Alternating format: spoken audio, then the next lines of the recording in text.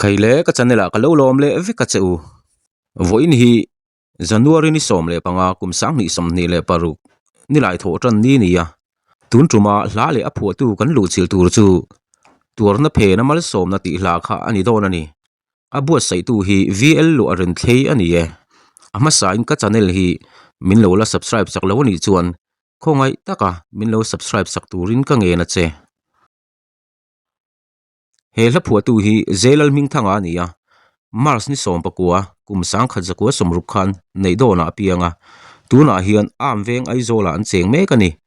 zun sang kha zakua somku pasaria arong bol pui var para chu zema bok daya misual ku turin a borala chumi hriat reng nan chuan a phuata ni ano panline khozola cheng le silian ania apa chu ai chinga ex minister ania anu chu dengzi ki ani apa hi atlang wal lai pu a zai thiam le zai nuam timi nia zai ming thanga ti po hi chumi choya sak chu ni ani po hian apa chunin zai lam hi tui hle maya ano pan lai atanga pui pun ni khu a zai thin ania khozola an om lai hian la phu thiam wal zo te a run moi ti le sakmel moi ti la phu tu ne na in koma zai ho thin an nia a hla hi la phu thiam dang ti ang thovin pathian pol na adon chawa phu thin ania la phu thiam kan ni lawa pathian min pe khla hi kapuang chuak mai ani ati ani la som ni le panga chuang a phu to a heng ala phu te hi zoram dung le wanga saklar tak tak te an ni hlomani ze zai ming thang hi pathianin la phu lama talen ro pui tak mai pe a ala phu dang kan hriat lar te theng khat chu o makata ni p billion khu ma sakte ram kan nei p billion khu ma sakte a ang chung nuama Jennifer walnal lom omi sakte ka chak lawa piang in ka chak thin chandam tu min hruaina lam tuang ke walnal lomi sakte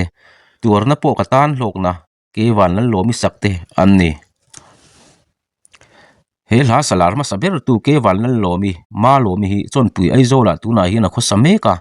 pathian mal som na changin fa po pali lai anei ani he hla harmonies tu pu arzo nun moya hi September ni som ni le pakua kum sang kha zakwa som ko pani khan ro hlu puyale lalbia kimite inkara alo pianga an omna phai veng chongtai ko ranjai pola rin rol bera an man zinga mi ani hela turna phena mal somna ti hla hian a hun lai chun zoram khovel hi adeng chuk na ema radio station na tanga la than in ti mu lai bor vel kha ania la thang tu tam der number 1 hi eng mozat chung chu alu ani khoi huna po khoi khu apo han kanila turna phena mal somna ti hla hi radio tanga te ko dar tanga ari chuwa chu mai